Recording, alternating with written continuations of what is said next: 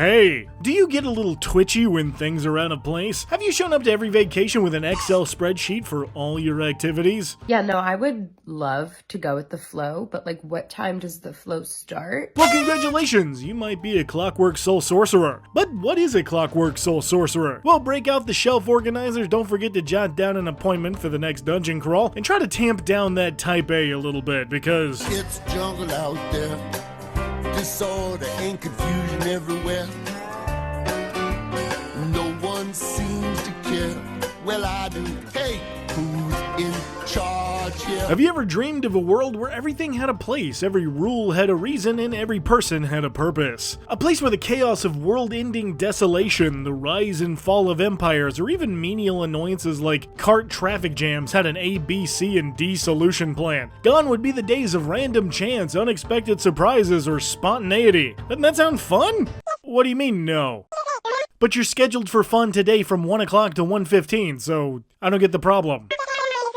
Get back to work. Well, that's how life works on the plane of Mechanus, a universe of law, order, and ceaseless, unrelenting efficiency. But we live here, the prime material plane. Why or how would a plane of raw OCD levels of perfectionism ever affect us? Well, that's the kicker. While the planes all push and pull on each other in various ways, it's hard to say really why a person may be influenced by Mechanus' magic. Maybe Primus, the god-ish ruler of Mechanus, just really liked the way you organized your blocks and decided to give a baby weird powers. Or maybe your relative did the mambo with a Modron and now you're part minion? What the hell is this thing for real? However you shake it, you've got magic now, and your natural sense of structure will be the key to unlocking its strange subtleties. So between organizing your arcane focuses and making a detailed categorization for all the ways you can magically shred Boblin the Goblin, you may be wondering when you're going to have time for setting the world back in order. Well, don't worry. Just follow the schedule, don't dally, and don't ask too many questions, and everything will come together. Just like clockwork. So, you want to sort these suckers with your sorceress supremacy. How would you get started? Well, the best place is, of course, as a sorcerer. Sorcerers, like many in the magical community, gain their powers from a connection to the weave, this ethereal force that magic wielders can manipulate to create certain effects. But unlike those idiots who dedicate their lives to weaving their magic into an art form or, God forbid, reading, we were born with powerful magic. It's kind of our whole thing.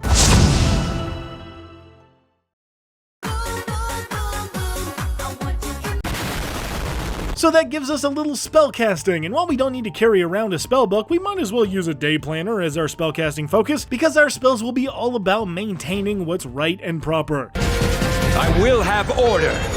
As such, we get 2 additional spells added to our list at this level, with Alarm for a little magical tripwire and protection from evil and good, and you know what? I'm not really feeling these. So instead I'm going to use the ability from Clockwork Magic to replace either of these options on a level up with an abjuration or transmutation spell from the Wizard, Warlock, or Sorcerer lists. And while this is an amazing buff to our spell list, hold that thought for just a minute, because we're going to hit all those spells at the end so I can show you how it's done. In the meantime, we get plenty of cool abilities like Restore Balance, a move drawn directly from Mechanus itself. That lets us stop some chaos in a 60-foot radius a number of times equal to your proficiency bonus. Essentially, anytime you witness an ally or an enemy gain advantage or disadvantage on a d20 roll, you can call in the order of your magical influence to set the roll straight. I will have order! With just a reaction, you can delete the advantage a monster has on attacks, or in turn, get rid of any disadvantage on your friends, making things a little more fair in our game of gambling and goblins. Well, wait a minute, that's an amazing title. You know what, you should join my new 5e clone, Gambling and Goblins. It's a completely new game and not a ripoff, I swear, and you can buy it right here for $59.99. Anyway, shilling aside, second level sorcerers get a Font of Inspiration, gaining sorcery points that can change into spell slots or burn spell slots to create sorcery points. And while that's cool and all, it'll get better at, oh look, right now, because it's 3rd level where we gain meta magic for the ability to change the casting of our spells with powerful buffs or unique abilities. And as our magic is pretty much designed for defense, look out for options like Careful Spell to avoid your allies and give them advantage if you accidentally hit them with a spell save, Twin Spell to double the effect of one spell to give it to 2 different targets, and Quicken Spell to shoot one off as a bonus action to save your action for probably more spellcasting, to be honest. Which gets us straight up to level 5 for Magical Guidance, to spend a sorcery point to reroll a saving throw on any failed ability check, possibly getting us out of a tight jam. But we really become a Sorcerer of Order at level 6, an Ordercerer. An Orcerer? Sorcerer, there it is. Anyway, here we get the Bastion of Law, letting you even the playing field in this chaotic world and give a creature of your choosing at least 1 but up to 5 of your sorcery points. Those points then create a ward around the creature, and whenever they take damage will manifest to protect them, letting the creature roll a number of d8s equal to the amount of sorcery points you spent on them, and reduce the damage by the number they roll. So be nice and give this to the lowly civilian you accidentally convinced to go into a dangerous dungeon, or save it all for yourself and never worry about head-on fights, even with your wimpy sorcerer physique. But we'll then take a huge leap all the way to level 14 and grab the Trance of Order. This allows you to enter a fluid state, being... okay. That essentially allows you to... Did you hear? Am I going crazy? Or anyway, as a bonus action, you can... Yes, you can essentially enter a huge power-up state that denies any creature from gaining advantage against you, as well as make all d20 rolls 9 or lower count as a straight 10 instead. Oh my god, that's everything. Saving throws, ability checks, and of course attack rolls, meaning with the right spells you can become an incredibly accurate spellslinger or walk through damage checks like it's nothing. You can unfortunately only access this state once per long rest, but that's kind of all you need. Unless of course you spend 5 sorcery points to do it again if you're desperate for more of that. And that actually brings us to our final ability of the Clockwork Soul Sorcerer with the Clockwork Cavalcade. Now as an action and once per day, you can summon those little Modrons or minions or whatever they are that just kind of hover behind you and create one of 3 effects within a 30-foot cube originating with you. The spirits can either restore 100 total hit points divided between any of the creatures you choose within an area, instantly repair a damaged object, or every spell 6th level or lower of your choice ends on any creatures or objects in your cube. That is nasty.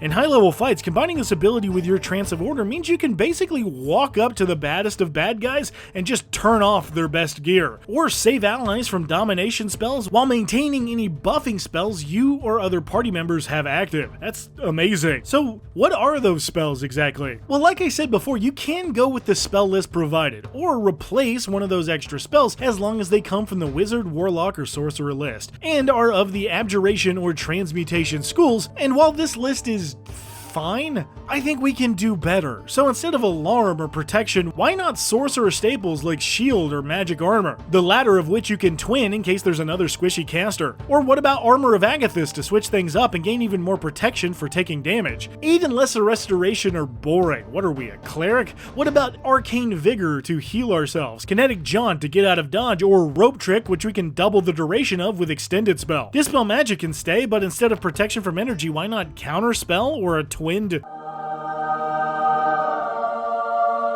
And freedom of movement is way too situational. So what about Banishment to send fools to Mechanus and get some peace for a minute? Or Resilient Sphere, which can also be twinned? Or hey, Polymorph to turn 2 dudes into bunnies? Come on, that's hilarious. Summon Construct can stay though, I like that one. Finally, Greater Restoration is good, but Telekinesis is better, which can be manipulated by many of our magnificent metamagics, and Wall of Force is...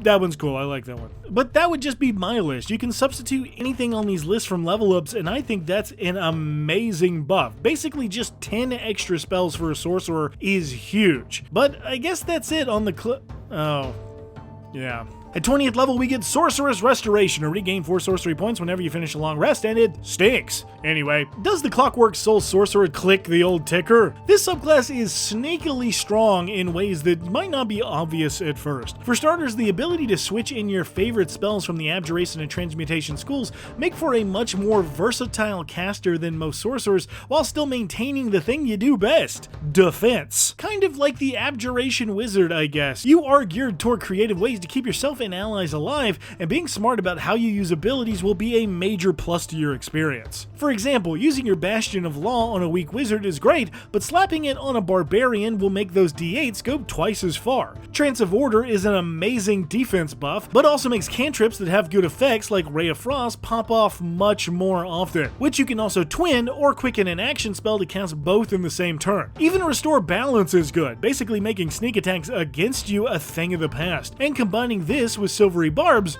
well, we'll just annoy the shit out of your DM. I guess what really makes this Sorcerer shine is the compatibility it has with pretty much any party makeup. And while the lore behind the subclass can be a little hard to grasp for those not familiar with whatever this place is, reflavoring any of these abilities is pretty easy. So yeah, I mean, this is a solid subclass for anyone who wants to play more defense without being cornered as the healer. But it's really going to depend on where you want to go with those spells, so be flexible and have fun, and see how easy it becomes to put those bad guys in their place. So, if you're more prepared than a Boy Scout, got more on your daily schedule than someone with an actual job besides adventuring, and can put the dead in deadline on any enemy that grinds your gears, guess what? You might be a Clockwork Soul Sorcerer. Hey guys, thanks as always for watching, and I hope you're having a wonderful holiday season. Try to stay warm out there as we get ready for hams and stockings and dealing with relatives. But if you made it this far, I wanted to let you all in on some things I've got planned and pick your brains about the channel in the future. I've already got a bit of a Christmas surprise for all of you, so I really hope you like it. Pretty excited myself, to be honest, but I also want to know what you guys want to see next. I'm planning 2 new series starting sometime in the new year, so let me know if you guys would be more interested in seeing D&D lore or a DM advice type show. Both would be longer form than my regular content, so more of me if you're into that, but also give me the chance to try out some different stuff while still making subclass vids in the meantime. So let me know in the comments which of those you like best. But if you want to support the channel right now, you can hop on over to the Patreon for just $1, with top-tiered patrons getting games DM'd by me. But for everyone else, the Discord is free and poppin' and full of super nice people, so come check that out if you can. But if not, I hope you're doing well, and I'll see you very soon.